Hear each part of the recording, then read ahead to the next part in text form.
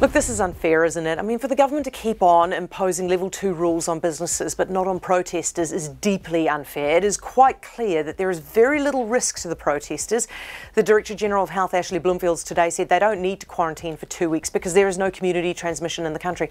Now, if that's the case, that the risk is so low that a group of 2,000 doesn't require quarantining, then why do we continue to punish businesses with limits of 100 and social distancing? And let's be clear, those rules are killing some businesses. We've heard today that some central Auckland restaurants are now making as little as $100 a day.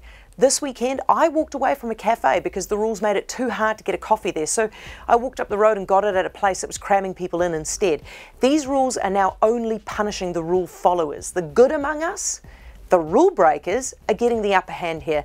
I understand why the police didn't enforce the rules on that crowd. That would have been a terrible look. A group protesting heavy-handed policing in the US met with what they would call heavy-handed policing in New Zealand. That was never going to be a good look. It was never going to happen under this police commissioner.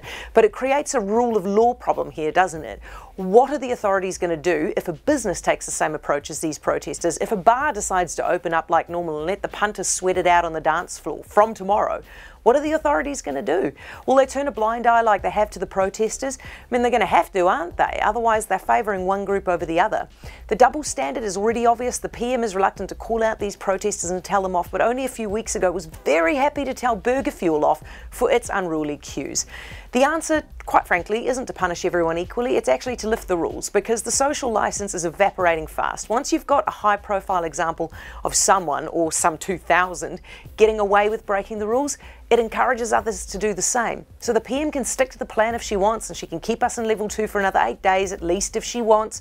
But chances are that for many people, level 1 arrived yesterday when they saw those protest crowds on telly.